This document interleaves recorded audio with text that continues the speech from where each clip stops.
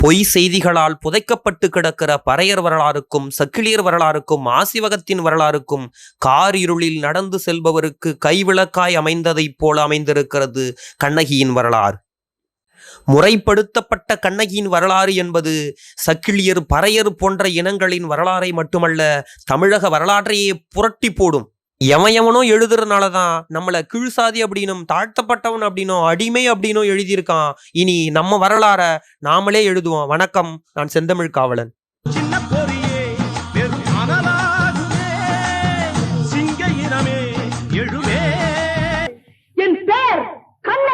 கண்ணகி அப்படின்னா கண்களால் நகுபவள் அப்படின்னு பெரும்பாலான ஆய்வாளர்களால சொல்லப்பட்டதை மறுத்து கண்ணகி அப்படின்ற பேரு நிறத்தின் அடிப்படையில் அமைந்தது அப்படின்னு நிறுவியிருக்கிறாரு பாவல் பாரதி அவர்கள். கண் அக்கை அப்படின்றதுதான் கண்ணகை அப்படின்னு மாறி இன்னைக்கு கண்ணகின்னு திரிஞ்சிருக்கு அப்படின்னு தெளிவுபடுத்துவாரு பாவல் பாரதி அவர்கள். கருப்பன் அப்படின்ற பெயர்ல எப்படி கண்ணன் அப்படின்ற பெயர் அமைஞ்சிருக்கோ அது போலதான் கருப்பு அப்படின்ற அடியில பிறந்ததுதான் கண்ணகை அப்படின்ற கண்ணகி அப்படின்னு பல சான்றுகளை வச்சு நிரூபணம் செஞ்சிருப்பாரு பாவல் பாரதி. நிறத்தின் அடிப்படையில பல கடவுளுக்கும் பெயர் இருந்ததை நாம உறுதிப்படுத்திக்க முடியும். காளி அப்படின்ற பெயர் கருப்பு அப்படின்ற அடியாய் பிறந்தது. நீலி அப்படின்ற பெயர் நீலத்தின் அடிப்படையாய் பிறந்தது. பச்சையம்மன் அப்படின்ற பெயர் பச்சை நிறத்தின் அடிப்படையில வந்தது அப்படின்றதும் நம்ம தெரிஞ்சுக்க முடியும். பெருமாளையும் கூட கார்மேக வண்ணன் அப்படின்னு கருப்புலையும், மணிவண்ணன் அப்படின்னு நீலத்திலையும், மணி அப்படின்னா நீலம் அப்படின்னு பொருள், பச்சை வண்ண மேனியனாகவும் வகைப்படுத்தி இருக்கிறோம்.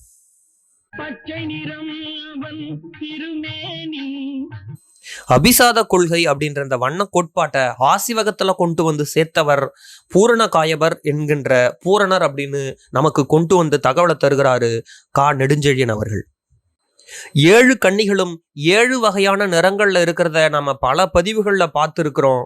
அது சிலப்பதிகாரத்தை எழுதின இளங்கோவடிகள் கூட கண்ணகிய 7 கன்னிகளினுடைய வடிவமாகவும் காளியாவும் பத்ரகாளியாவும் கொற்றவை பிடாரினும் வகைப்படுத்தி எழுதியிருப்பாரு. தலைவாயிலில் ஒரு ஸ்திரீ பார்ப்பதற்கு பத்ரகாளி மாதிரி தோன்றுகிறாள். அவள் தன் கணவனை இழந்தவளாம். கையில் ஒரு சிலம்புடன் வந்திருக்கிறாள். அந்த வகையில பாவல் பாரதி அவர்கள் கண்ணகி அப்படின்ற பேரு நிறத்தின் அடிப்படையில அமைந்தது அப்படின்னு சான்றுகளோட நிறுவி இருக்கிறத நம்ம ஆசிவகத்தின் வண்ண கோட்பாட்டு அடிப்படையில பார்க்க போகும்போது நமக்கு பல உண்மைகள் தெரிய வரும். இளங்கோவடிகள் சிலப்பதிகாரத்துல கண்ணகியினுடைய கோவில மங்கள மடந்தை கோட்டம் அப்படின்னு எழுதியிருப்பாரு.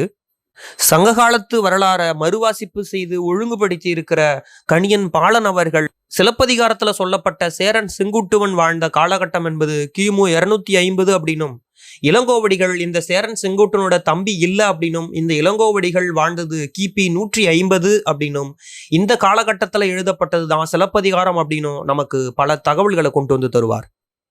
சிலப்பதிகாரம் எழுதப்பட்ட காலத்துக்கு பிறகான காலங்கள் தொடங்கி பல்லவ மன்னன்ல சிம்ம விஷ்ணுவும், பாண்டிய மன்னன்ல கடுங்கோணம் வந்து பாண்டிய வம்சத்தையும் பல்லவ வம்சத்தையும் தோற்றுவிக்கிற காலகட்டங்கள் வரையிலான காலகட்டங்கள் தான் களப்பிரனுடைய காலகட்டம். களப்பிர மன்னர்கள் ஆண்ட காலம் என்பது இருண்ட காலம் அப்படின்னும், இந்த களப்பிர மன்னர்கள் இந்து மதத்துக்கு எதிரானவர்கள் அப்படின்னும் பொய் செய்திகளை பரப்பிட்டு வந்த ஆய்வாளர்களுடைய கருத்துக்களை முறியடிச்சு புதிய நோக்கில் களப்பிரர் வரலாறு எழுதியிருக்கிற பத்மாவதி அவர்கள் அந்த நூல்ல ஒரு புதிய தகவலை நமக்கு தெரிவிப்பாரு. எப்படி சோழர்கள் காலத்துல மண்டலம் வளநாடு அப்படின்னு அவங்களோட ஆட்சி பரப்பு பிரிக்கப்பட்டதோ அதுபோல களப்பிரர்கள் காலத்துல கூற்றம் மங்களம் அப்படின்னு அவங்களோட ஆட்சி பரப்பு பிரிக்கப்பட்டது. அதாவது கிராமங்களுக்கெல்லாம் களப்பிரர் காலத்துல மங்களம் அப்படின்ற பெயர் சூட்டப்பட்டது.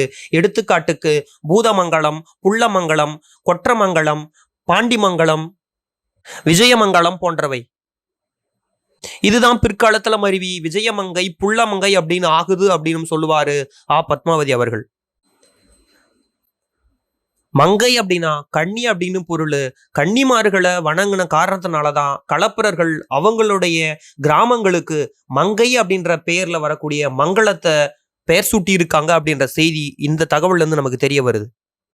இந்த ஒவ்வொரு மங்களத்திலையும் காவல் தெய்வமாக சாஸ்தா அப்படின்ற சாத்தன் இருந்தாரு அப்படின்ற செய்தி தராரு பத்மாவதி அவர்கள். சாஸ்தா அப்படின்றது ஐயனாரை குறிக்கும் அப்படின்னு நமக்கு தெரியும். இன்றைக்கு ஐயப்பனா இருக்கக்கூடிய ஐயனாருனுடைய இன்னொரு பெயரும் தர்மசாஸ்தா அப்படின்றதும் நம்ம இங்க கவனத்தில் கொள்ளணும். ஆக களப்பிரர் காலகட்டத்துல ஒவ்வொரு ஊருக்கும் காவல் தெய்வமா இருந்தது சாஸ்தா அப்படின்ற ஐயனார் அப்படின்றதும், ஊர்களுக்கு பெயர் கன்னி தெய்வத்தை அடிப்படையில மங்களம் அப்படின்ற வைக்கப்பட்டதும் நமக்கு தெரிய வருது. இதன் விளைவாத்தான் கண்ணகிக்கு எடுக்கப்பட்ட கோவிலும் மங்கள மடந்தை கோட்டம் அப்படின்னு எழுதுவாரு இளங்கோவடிகள். என்னைக்கும் கண்ணகி கோவில் மங்களதேவி கண்ணகி அப்படின்ற பெயர்ல தான் அறியப்படுது. 7 கன்னி வழிபாடும் ஆசிவகமும் பிரிக்க முடியாத ஒண்ணா இருந்தது அப்படின்றதும், இது களப்பிரர் காலத்துல உச்சத்தை தொட்டது அப்படின்றதும் பல சான்றுகள் மூலயமா நிரூபிக்க முடியும். என்னோட கலாய்வுல கூட காஞ்சிபுரத்தை அடுத்த ஊத்துக்காட்டு கோட்டத்துக்கு நெருக்கமா இருக்கக்கூடிய சிங்காடிவாக்கம் அப்படின்ற ஊர்ல பல்லவர் காலகட்டத்தில் எடுக்கப்பட்ட சிவன் கோவிலுக்கு அருகில் இருக்கக்கூடிய 7 கன்னிகளுடைய கோவில்ல 7 கன்னிகளினுடைய சிலைக்கு பக்கத்துல ஐயனாரும் இருந்தது எனக்கு ஒரு பெரிய வியப்பா இருந்தது. 7 கன்னிகளின் வரிசையில ஐயனாரையும் அதாவது சாஸ்தாவையும் வச்சிருக்கிறது அப்படின்றது 7 கன்னியையும் ஐயனார் வழிபாட்டையும் பிரிக்க முடியாததா இருக்கிறத நமக்கு தெளிவுபடுத்துது. அது மட்டும் இல்லாம நம்ம பழைய பதிவுகள்ல பார்த்தது போல 7 கன்னியும் 7 நிறத்துல இருப்பதும் 7 முனியும் 7 நிறத்துல இருப்பதும், கன்னி கோவில்கள்ல யானையும் குதிரையும் இருப்பதும், முனி கோவில்கள்லயும் யானையும் குதிரையும் இருப்பதும், கன்னி கோவிலும் முனியும் கழனி ஓரத்துல ஆத்துக்கு பக்கம் ஊற ஊட்டி வெளியே தள்ளி இருப்பதும், இன்னும் பல ஒற்றுமைகள் 7 கன்னியும் ஆசிவகத்தையும் பிரிக்க முடியாதபடிக்கு ஒன்றிணைச்சு வச்சிருப்பதும், இது களப்பிரர் காலகட்டத்துல உச்சத்துல இருந்ததும் நமக்கு தெளிவா தெரிய வருது. இந்த மங்களதேவி கண்ணகி கோவில்ல 9 கல்வெட்டுகள் இருந்ததாகவும், அதுல ராஜராஜ சோழனுடைய கல்வெட்டு இந்த கோவில்ல இருக்கக்கூடிய அம்மனுக்கு பெயர் பூரணி அப்படின்ற பெயர்ல குறிப்பிடுவதாகவும், குலசேகர பாண்டியனுடைய கல்வெட்டு இந்த கோவில் இருக்கக்கூடிய மலைக்கு பூரணகிரி அப்படின்ற பெயர் இருந்ததை தெரியப்படுத்துவதாகவும் குறிப்பிட்டிருப்பாரு பாவல் பாரதி அவர்கள். மட்டக்களப்புல இருக்கக்கூடிய கண்ணகையம்மன் உருகு சிந்து கண்ணகிய பூரணி அப்படின்ற பெயர்ல குறிப்பிடுவதை எடுத்து காட்டியிருப்பாரு பாவல் பாரதி. மணிமேகலையும் நீலகேசியும் பூரணர் அப்படின்ற பெயர் முழுமை பெற்றவர் அப்படின்ற பெயர்ல கையாண்டு இருக்கு அப்படின்ற செய்தியை தருவாரு கா நெடுஞ்செழியன். அப்போ பூரணி அப்படின்ற பெயர் முழுமை பெற்றவள் அப்படின்ற கருத்தோட்டத்துல கண்ணகிய குறிச்சிருக்கணும். பூரணர் அப்படின்றது ஆண்பால் பெயரா இருந்து ஆசிவக தலைவர்களை குறிக்குது அப்படின்னா, பூரணி அப்படின்றது பெண்பால் பெயரை ஏற்று ஆசிவகத்தின் பெண்பால் தலைவர்களை குறிப்பது அப்படின்றது இதுல இருந்து நமக்கு தெரிய வரும். இதுகாரம் சொன்ன செய்திகள் மட்டும் இல்லாம இன்னும் ஏராளமான செய்திகள் கொட்டி கிடக்குது. ஆனா ஒரே பதிவுல எல்லாத்தையும் விளக்க முடியாது. ஆக இந்த செய்திகளை எல்லாம் தொகுத்து பார்க்கிற பொழுது 7 கன்னி வழிபாடும் ஆசிவகமும் நெருங்கிய தொடர்புல இருந்தது அப்படின்றதும், இது களப்பிரர் காலகட்டத்துல உச்சத்தை தொட்டு இருந்தது அப்படின்னு நமக்கு தெரிய வருது. இப்போ ஒரு கேள்வி எழலாம், ஆசிவக வரலாறுக்கு வேணா கண்ணகியின் கதை உறுதுணையா இருக்கலாம், இது எப்படி சக்கிலியர் வரலாறுக்கும் பறையர் வரலாறுக்கும் ஒரு மிகப்பெரிய வெளிச்சத்தை கொண்டு சேர்க்கும் அப்படின்றதுதான் அந்த கேள்வி. சக்கிலியர் வரலாறு அப்படின்ற ஒரு நூல் எழுதின மதிவண்ணன் அவர்கள் இந்த களப்பிரர்கள் யார் என்கின்ற செய்தியை தன்னோட ஆய்வு மூலமா வெளிக்கொண்டு கொடுத்திருப்பாரு. சங்க காலத்துல வேங்கடமலையை ஒட்டி ஆண்ட கள்வர் கோமானாக அறியப்பட்ட புள்ளி அப்படின்றவங்களுடைய வம்சாவளியை சேர்ந்தவங்க தான் இந்த களப்பிரர்கள் அப்படின்னும், இந்த புள்ளி அப்படின்ற ஒரு கலிகுலத்தை சேர்ந்தவர் அப்படின்னும், அந்த களின்ற பேர்ல இருந்து வந்ததுதான் சக்கிலி அப்படின்ற பெயர் அப்படின்னும் பல சான்றுகளின் வழி நிறுவியிருப்பாரு மதிவண்ணன். பிற்காலத்துல பெரிய புராணத்துல அறியப்பட்ட கூற்றுவ நாயனாரும் புலாங்குறிச்சி கல்வெட்டுல தெரியக்கூடிய கோசேந்தன் கூற்றனும் களப்பிரர் காலத்து மன்னர்கள் புகழ்பெற்றவர்கள்.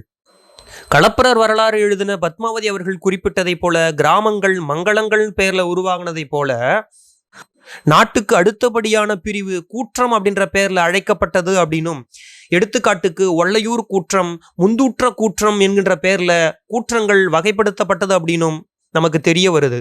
மதிவண்ணன் அவர்கள் குறிப்பிடும் வேங்கடமலையாண்ட புள்ளி கள்வர் தலைவர் அப்படின்றதும், இவர் மழபுலத்தை வென்றவர் அப்படின்னும் குறிப்பிடும் போது மழவர்களும் மறவர்களும் கொற்றவையை வழிபட்டவர்கள் அப்படின்றதும், இந்த கொற்றம் அப்படின்ற பெயர் கூற்றம் அப்படின்ற பெயருக்கு எப்படி வந்தது அப்படின்றதும், இந்த கள்வர் கோமான் கலிகுலத்தை சார்ந்தவர் என்பதும், மற்களி கோசாளரனுடைய பேர்ல இருக்கக்கூடிய களி அப்படின்றதும் கலிகாலன் அப்படின்றதுதான் கரிகாலனா மாறி இருக்குது அப்படின்னு ஆய்வாளர்கள் சொல்லக்கூடிய அந்த இடமும், அயோத்திதாச பண்டிதர் குறிப்பிடும் புத்தருக்கு முன்னோடிகள் அதாவது கலிவாகுவின் வழிவந்தவர் தான் புத்தர் அப்படின்னு சொல்லப்படக்கூடிய கலிவாகுல இருக்கக்கூடிய களி குலமும், கலியுகம் அப்படின்னு நம்மளால அழைக்கப்படக்கூடிய ஆண்டுக்கு களின்ற பேர் வந்ததற்கான காரணங்கள் எல்லாம் ஆசிவகத்தோட மதிவண்ணன் சக்கிலியர் வரலாற ஒன்றிணைக்காததுனால அவர் விட்ட இடங்களா வரலாறுல சொல்ல முடியாம குறைபட்டு போய் கிடக்குது.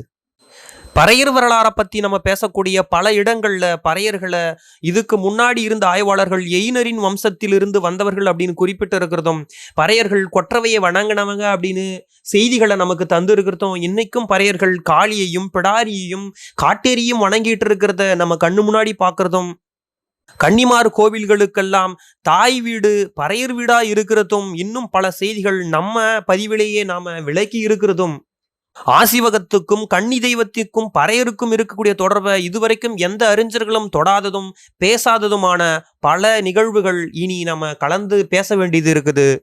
அடுத்த பதிவுல கண்ணகி தெய்வத்துக்கும் கன்னி தெய்வத்துக்கும் பறையர் வரலாறுக்கும் சக்கிலியர் வரலாறுக்கும் இருக்கக்கூடிய ஒற்றுமைகளையும் திருத்தப்பட வேண்டிய வரலாறையும் பார்க்கலாம்.